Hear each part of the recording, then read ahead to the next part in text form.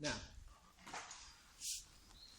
when the baby's sitting here the first time, it's already developed a head control.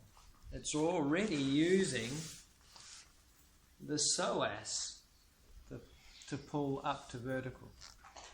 We're using possibly our arms, either forward or back, as strings or braces to do the work of the psoas.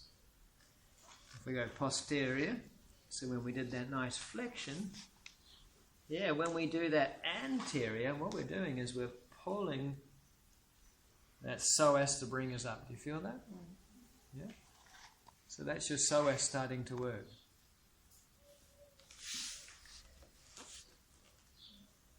To reach Ivan's iPhone there, if I go with my left hand, with both hands, I can't reach his iPhone.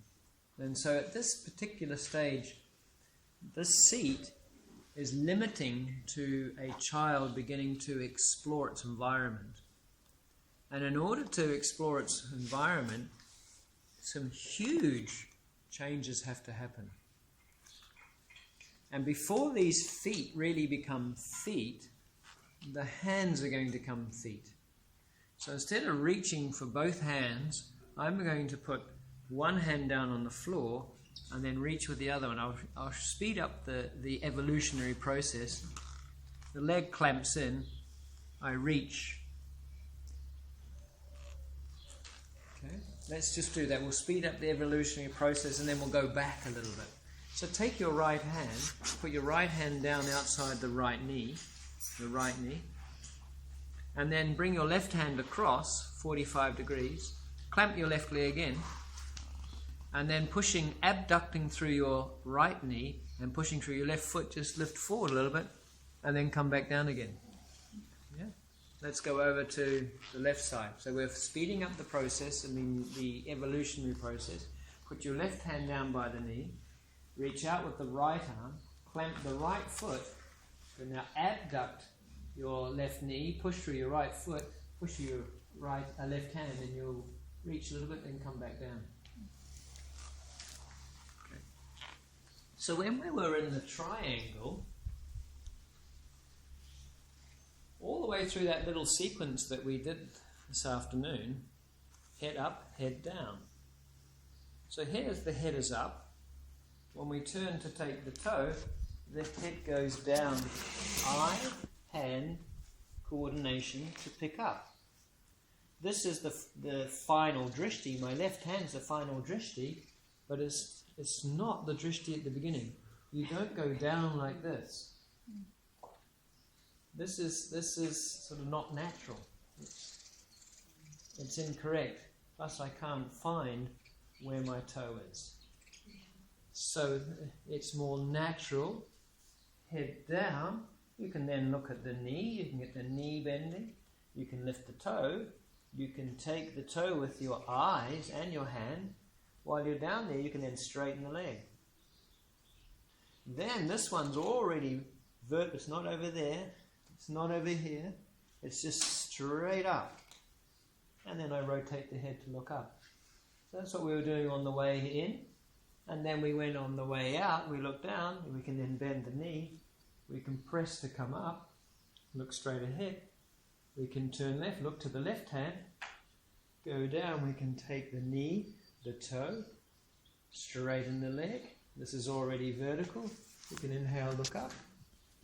Exhale, look down. Bend the knee, press to come away. That action,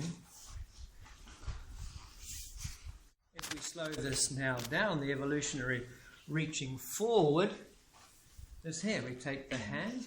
The babies just look at the hand for hours. Then, if you follow your hand down to the floor, your spine is now in flexion. To come back to sitting, you look in toward your navel. You press the elbow, hand and armpit to come back up to extension. So let's take that slowly. Let's take the right hand, look at the right hand. Put it down beside the right knee. See how your spine is in flexion. and then press through the hand and armpit to come back up to extension. Okay? Let's do that again and swap the hands. If we look at the right hand going down, we're in flexion. If we then reach out with the left hand, we go into extension. You see how we're extension? Look down, touch the floor with your left hand, and eyes look where the hand's touching. We're in extension. To come back to sitting, you have to look into your navel, grip the right armpit, press through the right hand to come up to an extension. You feel that? Take the left hand, look at the left hand, put it down on the floor, you're in flexion. Bring the right arm diagonally across, you're in extension. Look back into the navel, grip the left armpit and hand, inhale, come up to extension. You feel that? So that's an original fluid pattern of motion. To get all the way over to crawl, let's put the right hand down, flexion, extension. Initially, have both sit bones on the floor. That's it. Good. Try and be lazy in the left groin. Can you feel that? Yeah. Then see if you can clamp that left leg and notice, does the sit bone come off the floor? Are we forward and sideways? Yeah, we're going forward and sideways. Okay? And let's just come back down again. So what I want you to do is to go over to the left side. Put the left hand down. Reach the right hand. Be lazy in that right groin. So that both sit bones are on the floor. And then clamp. Now we're going forward. Forward and to the left side. Is the sit bone off the floor? Yeah. In order to take both hands off the floor and stay in this position, we have to abduct, that means press the left knee into the floor, engage the right foot. Can you feel that? Take the hands off the floor. Yeah. Can you feel that? Can you feel how you're pushing left knee into the floor, standing through the right? Yeah. Put the hands on the floor and relax them. Can you feel them relax? Take them off the floor, and you have to press that knee into the floor. Put them back on the floor. Good. And come back. So let's have a look at the relationship of a posture that there's a huge virus at the moment in the Ashtanga system. It's Marichyasana A. So let's bring our legs out to straight. We'll do it correctly first. We sit tall. We lean to the left. So the right sit bone's off the floor. Put the hand to the side. And just bend the knee. Follow me. Up. Okay? And just let it fall. We don't pull it in. It's not heel to sit bone. It's going to be sit bone to heel. A little bit later. Abduct the leg, come through. Is your sit bone off the floor? Yes. Are you leaning forward and to the left side? Yes. That's correct. Clamp the leg in. Good. You're still leaning to the left, you're still forward. Immediately rotate the right arm, take the binding. Wait. Good. With your left hand still on the floor, in order to take the left hand off the floor, I want you to really engage the right shoulder, engage the right foot, engage the left thigh. Now take the hand off. Can you feel that? Now swing the arms around, take the binding. Yeah. Is the sit bone off the floor? Yeah. And then exhale, head to knee. Now energetically tie the sit bone towards the heel. So you're actually working the sit bone towards the heel with standing pressure through the leg. And then another inhale, open up, straight back.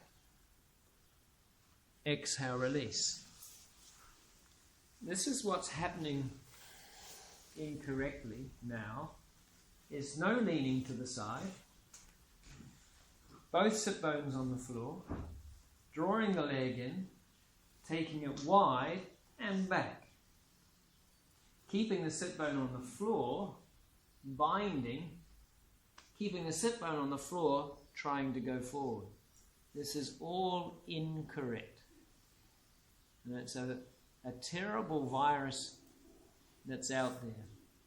That's going to completely damage the knee. And when you're young, you can get away with it. But there is standing pressure in there, and there's no way I would want to stand in this position. In the Marichis, we are halfway to standing. Okay, just come to that position with me. So let's go to the other side. Let's go to the right side, the left side. Reach, play. I call that place and reach. In this position, just stand through the Marichi leg and put the other one on the floor. And then put it back down again. That's you halfway to standing. So in our child physical development, there is a wisdom, a logic. Okay? There's an intelligence that when you go to stand, that knee is directly over the foot. So let me do a little drawing so that we can see this. Remember we had a look on Sunday that the foot, we can dorsiflex the foot, we can turn it laterally and medially. If I put a line on the center of my knee, a little arrow, and that bone there on the tibia, the head of the tibia, if I turn my foot laterally, the bone moves lateral.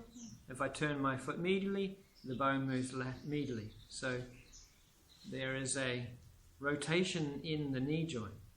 When the leg is straight, it's all from the hip. Okay?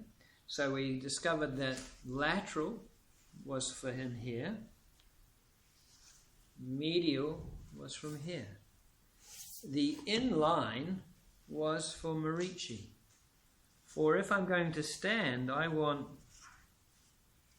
my knee to be in line with that second toe. Yeah, you see that? So when I'm doing the triangle, for example, that's exactly what I'm doing when I bend the knees. I want my knee to be in line with the second toe. I don't want my knee drifting in this way. If my knee drifts in this way, which it can do because when the knee is bent, there's lateral rotation. But when I straighten the leg, I've got to make sure it's in line with the second toe to straighten it. If we aren't bending the knee, so there was a question about bending the knees today. If we're not bending the knees and your foot is turned out and your thigh doesn't rotate that far and you're hyperextending your leg, then there's an imbalanced force coming through that standing leg. It's all in that joint. If you bend the leg, roll the thigh laterally. If I lift my toes, I'm going to straighten the leg from the toes, the heel, the shin. See this muscle come on? Yeah, as I straighten through the leg. If I let that relax and hyperextend, this muscle goes off. If I pull up on kneecaps and thighs, nothing happens. It's just weight bearing in the joint. But if I start from a knee bend, I'm not pulling up on the quadriceps singularly. They're still working, but I'm really working from the foot, the ankle, the calves, the shin. Then the quadriceps go on, and that's a straight leg. And since I do this, I also have less clicking up. Yeah, good. Because if you lock that joint, so if there's pressure in that joint, then you're going to have restricted the movement in this joint and restrict the movement in that joint down there. The knee is the relator to the joint above and below and the negotiator of our center of gravity, raising our center of gravity, lowering our center of gravity. Okay, so when you're looking this way, we don't get to check all that. If you're looking down, you can check that.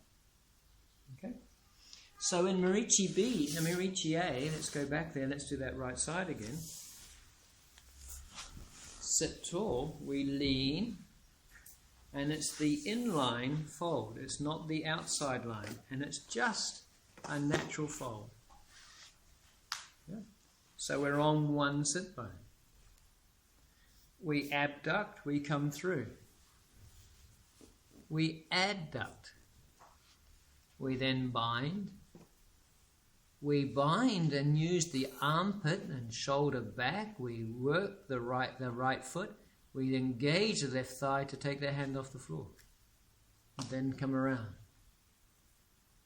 And Ashto fold. Now try and bring the sit bone towards the heel. So the sit bone lifts away from the floor to fold forward. But you then engage the sit bone towards the heel. And so, but what's happening now is because we're watching and following and copying rather than being adjusted, is this. Okay? And if that gets put into the pattern enough times, when I say don't use your hands, this happens. Because it's in the nervous system. In my nervous system is this. Yeah. So in my nervous system, that's already there. And so my sit bone remains off the floor. For A, B, C, and D. They're grouped.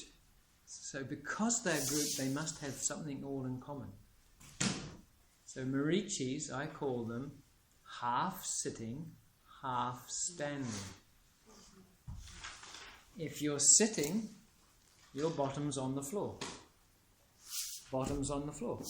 If you're standing, bottom's not on the floor. So if you're half sitting, half of your bottom's on the floor, and half of your bottom's not on the floor. Okay.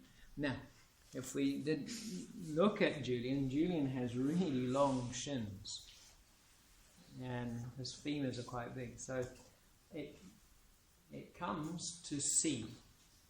C is the one where it's really hard to see that it's still half sitting, half standing. If I do C like this, and then if I do this, I'm now twisting where? Lower back. I'm twisting lower back, I'm twisting hips, I'm twisting sacroiliac joint, and they aren't meant to twist. Okay? And I might get more space there, but I'm twisting the wrong part. So if I go into C, the order, I'm sitting tall, I lean, I bend. Sit bones off the floor. What I'm not going to do is that, because as soon as I've done that, I've sat down like mashed potato. Okay. Now if I do that, I'm now in here. I can't get there, so I have to do that to get the space. I'm still twisting my lower back. But if I lean, bend, guide that forward. Guide that forward, because remember C comes before D. In D there's going to be a foot. It's not just across here. If I just bring the knee across here, then I'm going to squash my foot. It's taking it forward. So it's gone forward as if I'm still going to stand. Okay? I'm going forward and I sit tall. There's 1 to 2 degrees in each lumbar vertebra, which is just me shifting my sternum to that direction. And then I'm going to come forward. It's a forward action to take the bindings. As soon as we're sitting here, we've got neutral spine. So when we go to the side and draw that leg in, we do have side flexion. There must be. The spine can do side flexion. Okay? If we tie the sit bone down, we're lengthening out of that side flexion. Yeah? But if we keep the side flexion there, drive that forward, we're then going forward flexion. So we've got side flexion, forward flexion. First pose, let's come back to here. Great. The momentum is Yeah. forward. Okay, so the Marichis, Yeah. One sitting. all 4 Marichis, I dedicate them to Sage Marichi. Yeah, Sage Marichi. Maybe he was a young child sage. Or maybe he was a sage who was inquiring into who he was, what he was, where he came from. If you inquire to where you come from, if you inquire into where you've come from in your physical development, you will watch your children. And you'll watch your children. So I was enjoying watching Mimi last night.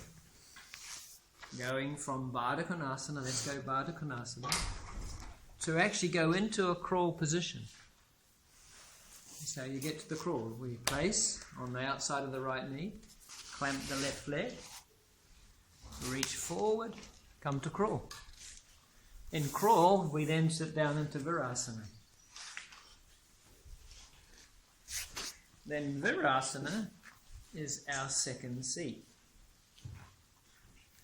Now Mimi wasn't doing the other one. Mimi was sitting this way. Okay? Mimi's sitting more like her mum. Yeah? So just be careful that Mimi doesn't copy too much. Did she ever sit like this? No. She didn't sit that way. Kids do it a lot. Yeah. So the child one that I see quite often, she does it in half and half. She has the leg turned out in half and half. I was really watching her. So when my children first arrived, they sat in Virasana with the feet turned out, and I had lost it myself. So this is where we need bolsters and blocks for sure. Here it really shows that if you look at the angle of my knee, it's rolling in. Okay? So that means my thigh bone is rolling medially. Okay? And my lower legs are going out laterally. If I then sit as the adult Virasana, my lower legs go medially and my femurs come more up to a flat. Can you see that? That one's a little bit tighter. But there's medial, there's midline, and then there's lateral. Okay, so when we're sitting in Virasana, eventually we're doing counterpose to Baddha Konasana.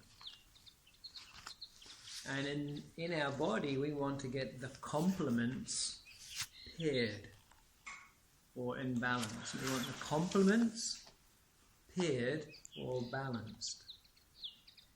Yeah.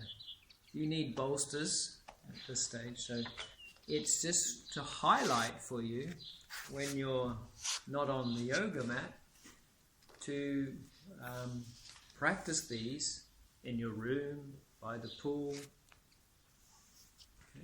When my knees went on me initially, it was an Iyengar student that was in Mysore with Guruji that said, "John, sit in Virasana."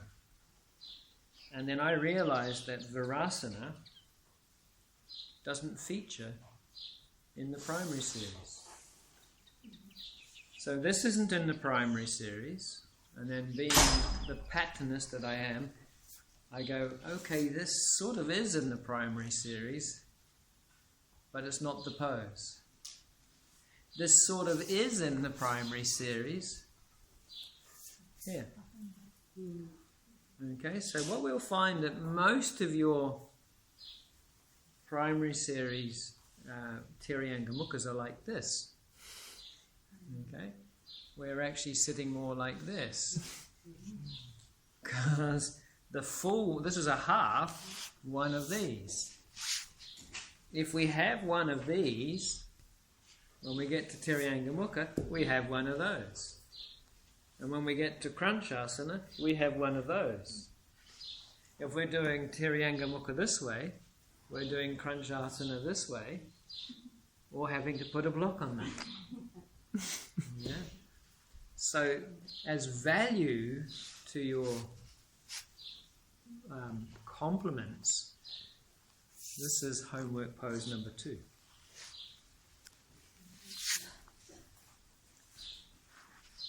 And then homework pose number 3 is squat. This is the Achilles. Yeah. If we don't have those Achilles lengths, then of course Janu C is going to be really difficult. So then homework pose number 4 is just to collapse over to the right side.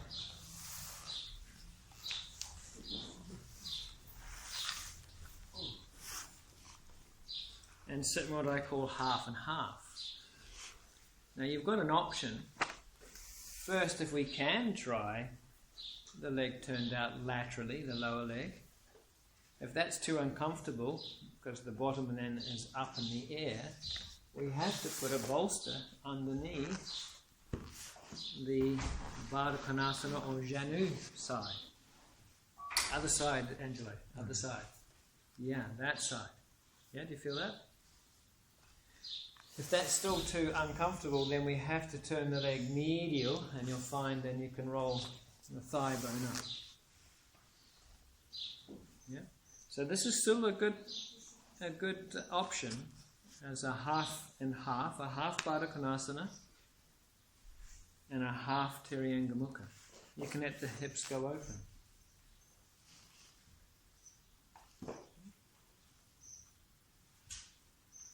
We can have our hands on our hips, and you've heard me saying, tie the sit bone in. Okay? Here, we can lift the sit bone up, and then try and tie it down. Yeah, that's working your pelvic floor. Inhale, lift the sit bone, and exhale, tie it down. Good. Inhale, lift the sit bone, and exhale, tie it down. We can then go forward, switch the legs across to the other side, and sit down. You can try the leg out first. Lateral lower leg. You can put a bolster underneath your left bottom, trying to get the hips level. If that's still too uncomfortable, we can then roll that leg medially. The foot has to point out? Yeah, there's two. You can either have it lateral Back? No. or medial. What's better? Personal? Let's say this one is easier. Okay, this one's easier because most of us have lost our medial thigh rotation. If we don't have the medial thigh rotation, it puts too much pressure in the knee, and therefore But if we feel pressure in the hip and not in the knee? Then we try and lift the sit bone and tie it down. Yeah. So in that case, it's better the foot out. Or both. What you're really trying to do is access to get into that hip, yeah? And then we can roll forward, tuck the toes under, come to squat again. And then stand. So Mimi was going through this all the time. All the time the kirtan was going. She would then drop onto her hands. Drop onto your hands. It's a quadruped. And then you could just go back into a squat and stand. So this is also how Guruji would sit down. So Guruji at 90 hadn't lost what I called fundamental foundations and openings. This is a fundamental foundation.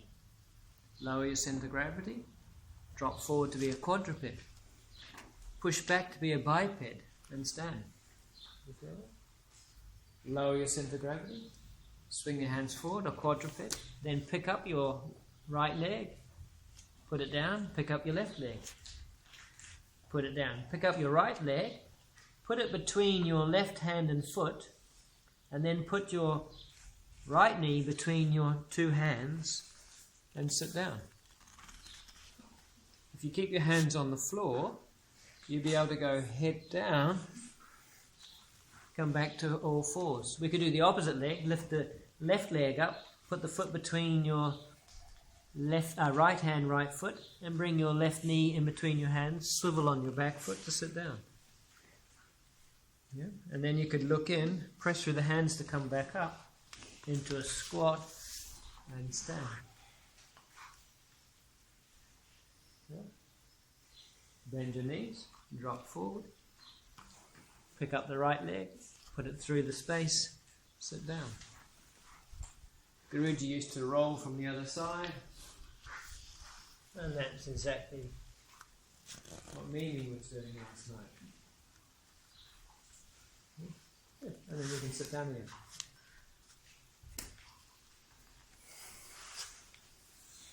Let's choose a nice comfortable seat. The autocrat can lift the right leg up. Dorsiflex laterally. The democrat can receive it. The laissez-faire can allow for the natural outcome of your lotus. Then the autocrat can initiate the movement. And then team player can come in. Relax, draw it in.